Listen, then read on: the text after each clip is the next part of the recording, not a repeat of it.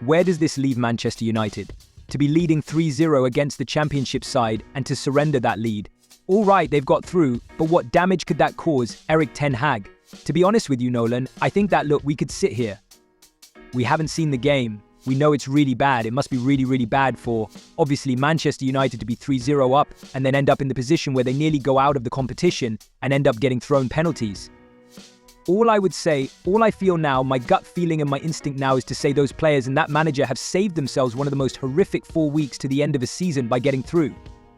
Because I know there'll be a lot of fallout tomorrow and the day after, but when the Merseyside derby kicks off on Wednesday night, honestly, it'll be forgotten about and it'll be moved into the background.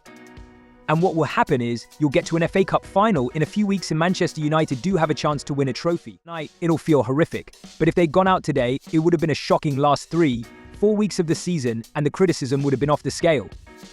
Now, whether it changes the outcome of what would happen with Erik Ten Hag and the players at the end of the season is one thing, but what they have saved themselves is an absolute battering for the next 4 or 5 weeks. It may be that they get that for 3 or 4 days, but they won't get it for 4 weeks. Do you think, Nolan, that Erik Ten Hag has perhaps, or Manchester United, have saved Erik Ten Hag by getting through tonight? There have been a few games, a few goals from Mike to mine from other players. Some performances were really poor and he's been saved. So there is a bad momentum. There is no that confidence that we have seen like previous years. I don't know. I don't feel as confident. And he's been getting away with murder today. Really, it was like a really bad 20 minutes. I was suffocating. You spoke towards your Liverpool and Fulham, Louis. How can you comment on these penalties? You weren't even watching. I was watching it. I swear, I was like really disturbed because you could see Coventry was on top. And that's really bad from Erik Ten Hag's point of view. It's really bad. Do you have any advice, Jamie? Any suggestions at this stage? We were watching at the end there and Mark Robins famously, kept a Manchester United manager in a job. I think that result today has just cost the Manchester United manager his job. I don't see how he stays. I don't. It's just performance after performance. And then that is just like, it's probably, I would imagine that dressing room is probably the most embarrassed dressing room you could probably remember of a team who's won a big game. Can you imagine that dressing room when you're winning? Everyone just sat there probably looking at each other. You don't want it to celebrate. Is it a big thing that you're in a cup final that you've got through? They're probably all just sat there looking at each other. Can't even celebrate it. I haven't seen it. Good job, you didn't celebrate. You can't celebrate. You can't celebrate. You can't celebrate. You can't celebrate. You have to be happy at least. No. Would you? No emotion. No, I wouldn't show out. Obviously that's been off the debates. Who knows if they could win the cup final somehow, but I just don't see anything. And it's different when you talk about a manager in the role we've got than a player, because a player doesn't lose his job, he might lose his place in the team. So you never want to say a manager should be sacked or lose his job because it's somebody's job, but I just don't see what. If you were at the top at Manchester United, what is it about the situation, watching the team, the manager, his personality, that would be making you think, he's going to take us forward next season? If you think about what INEOS have done since they've come in, they've sent us all quite a clear message.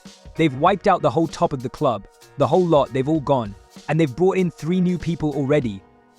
So obviously the manager and the players at the end of the season, the decision was always going to be waiting until then. But they've sent a clear message to everybody that they don't like what they see, and they didn't like what they found.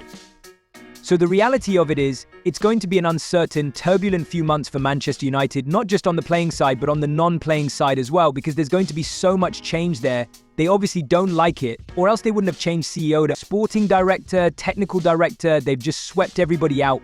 What about the injuries? Because they had a lot of injuries. That's what the manager said. Yeah, the manager has come out and said, do you think it should be there at the start of next season? When you look at these performances, a few of the games, you may say they need a real reshape. Those 3 people that have come in with a different philosophy and maybe bring something else, maybe can benefit from that. I don't see it as clear, but they need changes from the players, but they need changes from him as well. Just on the injuries, 9 of Manchester United's best players play. They've got injuries in 2 positions, the centre-back and the left-back. Now, if I look at, say for instance, I think Rodri's played certain games for Manchester City at centre-back, so Casemiro going into centre-back, it's not an abnormal thing. Kwanzaa's gone back into centre-back for Liverpool today. Manchester United do miss Luke Shaw. There's no doubt they miss Luke Shaw, and they miss Martinez, but they've got 2 players out of their starting XI missing. Now, that will harm them, because it's the left side of the defence, but it shouldn't harm them to the depths and the lows that we're seeing. It should not take them to that position. the injuries that we've seen. Because they're actually in two positions, it's not all over the pitch. So you're a Ten Hag? My view would be, if he won the FA Cup and he won a trophy last season, to sack a manager who's won 2 trophies in his first 2 seasons at the club, I think it would be extremely difficult to sack him. I'm not trying to put you on the spot, but you've just mentioned about INEOS coming in and changing things. Do you think a group like that base a decision on one game? I think winning trophies can never, ever be underestimated and misunderstood. If you've got a knack of winning trophies and you just get through things, I don't think you can dismiss that. Louis van Gaal won the FA Cup. I know he did, and to be fair, at the time, the style of play, not qualifying for the Champions League was ultimately costing him, and the style of play and not qualifying for the Champions League is the biggest questions again. But the idea that Manchester United have made changes consistently, and every manager's failed that's come in, of different qualities and calibre, from Mourinho to Van Gaal to Ole, to Rangnick to Moyes, all really good managers in their own way, this manager now is having the same problems. And we're in the same situation. Do INEOS change the manager? There's a good chance they would, because they've changed everything else. They've wiped everything else out at the top of the club.